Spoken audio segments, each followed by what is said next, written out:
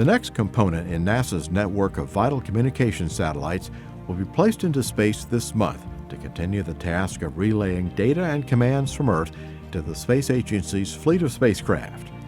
30 years into its operations, the Tracking and Data Relay Satellite System has allowed NASA to expand its abilities to communicate directly with spacecraft like the International Space Station and observatories such as the Hubble Space Telescope, while being able to forego its network of ground-based communication stations around the world. The TDRS Constellation brings back all of the data and video that we see every day from the International Space Station. In addition, TDRS supports all of the data from the Hubble Space Telescope and all of our low Earth orbit NASA science missions. In other words, TDRS accomplished exactly what NASA designed it for. Its work is far from finished, however, and NASA's needs are not shrinking. That's why the agency is launching TDRS-L, the next member of the third generation of TDRS satellites.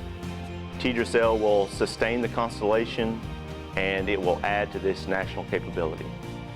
Like its predecessors, TDRS-L carries the iconic look of two large parabolic antennas and a set of solar panels.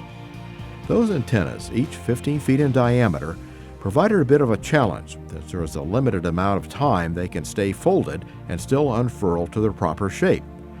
The processing teams kept close track of the time they were folded and had plans ready in case the antennas had to be opened if there was a lengthy launch delay. Identical to TDRS-K, which was launched in 2013, TDRS-L will take its station in geosynchronous orbit more than 22,300 miles above Earth.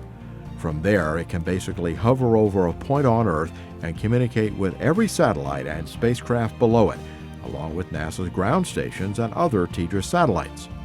Working in conjunction with the 7 other operational TDRS platforms already in space, TDRS-L lets NASA stay in touch with its Earth-circling spacecraft at all times. In fact, TDRS spacecraft already in operation will help track this newest member of the family as it climbs from Cape Canaveral Air Force Station in Florida to its new home in space aboard an Atlas V rocket. If you only had antennas in Africa, the middle of the Indian Ocean, and Australia, you generally are faced with certain coverage gaps. But looking down from the geostationary orbit of the TDRS constellation, you're able to seamlessly cover the entire period of a launch vehicle trajectory.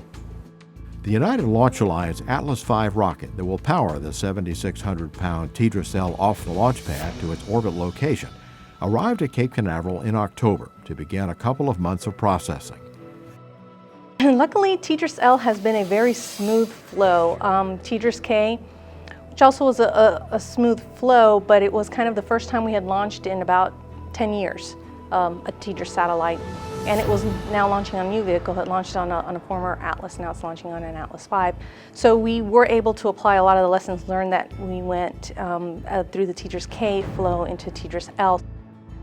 The Atlas V, which includes the venerable Centaur upper stage, is relatively new to NASA's launch catalog, but has taken on the mantle of NASA's workhorse booster. In recent years, it sent probes to Jupiter, Mars, and the Moon. Although it's reliable and has been very successful, we don't change the way we go into a launch campaign or into a mission. We have very strict requirements. So although we know it's very reliable and very successful, we don't diminish our involvement in any way, shape, or form. We're always give it the same level of rigor that we would do for any mission, whether it was the first or the 50th.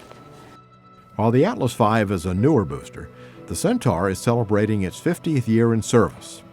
Developed at NASA's Glenn Research Center in Ohio, the Centaur was the first to use liquid hydrogen for fuel in a mix with liquid oxygen. Its success paved the way for later hydrogen-fueled engines, including those on the second and third stages of the Saturn V rocket and the Space Shuttle main engines. Launch day is January 23rd for the TDRS-L. For the launch team and those who build and process the spacecraft, it will be a testing time, which is normal for every launch day, no matter the mission. So the last, 4 minutes when you're going to terminal count, it's just one after another. You don't have a whole lot of time. You don't have time to stop and start doing things, and troubleshooting. It's very intense.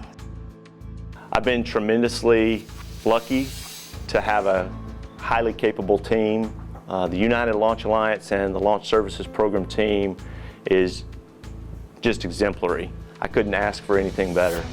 And in that regard, I like to make sure that the team as a whole is focused on launch day, that we're ready for the countdown, that we've done all the steps necessary leading up to launch day that will ensure a flawless execution and mission success.